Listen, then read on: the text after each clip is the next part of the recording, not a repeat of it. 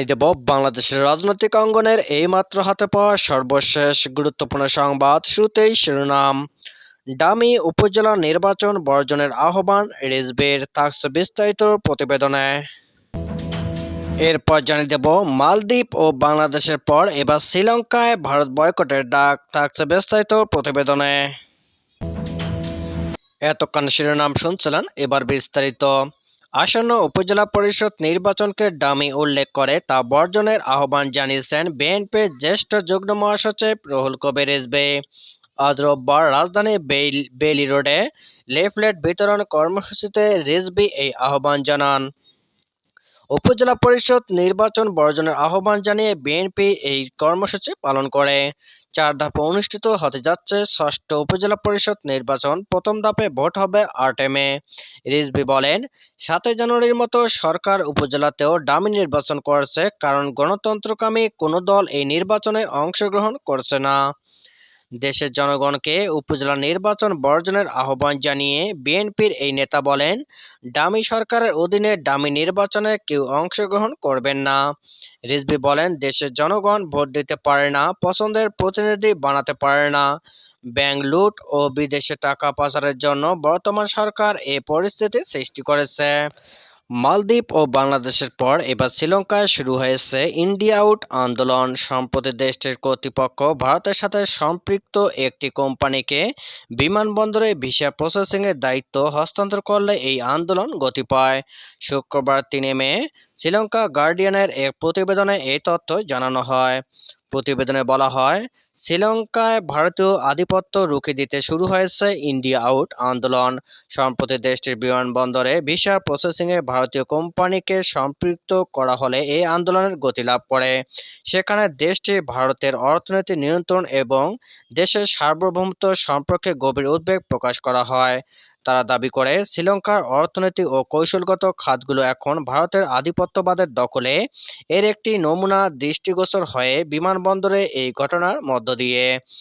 এক আন্দোলনকর্মী গণমাধ্যমকে জানান, আমরা ভারতীয় আধিপত্যবাদের দাস নই, সেজন্য সরকার যথাযথ ব্যবস্থা না নিলে আমরা আরও কঠোরভাবে প্রতিবাদ চালিয়ে যাব। অন্য একজন গণমাধ্যমকে বলেন, আপনি দেখতে পাচ্ছেন যে আমরা এখন ন্যাশনাল ইমিগ্রেশন অফিসের সামনে আছি। এখান থেকে ভিনদেশি ও শ্রীলঙ্কানদের হাতে আমাদের রাষ্ট্রীয় অধিকার হস্তান্তর করা হয়েছে। আমরা এখানে প্রতিবাদ জানাতে এসেছি।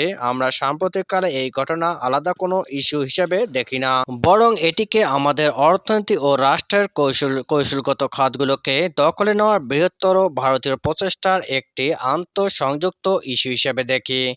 ভিন্ন এক আন্দোলনকর্মী বলেন, ইতিহাসে কখনো অখণ্ড ভারত ছিল না, ভবিষ্যতে কখনো হবে না। কিন্তু তা সত্ত্বেও আমাদের এই সরকারের দুর্নীতিবাজ রাজনীতিবিদরা এবং ভারতের আশীর্বাদ নিতে আগ্রহী বিরোধী দলের নেতারা মনে করেন যে তারা যদি ভারতকে সহযোগিতা করে তাহলে তাদের পক্ষে ক্ষমতা গ্রহণ করা সহজ হবে। সেজন্য ভারতকে তারা এভাবে সুযোগ করে দিচ্ছে।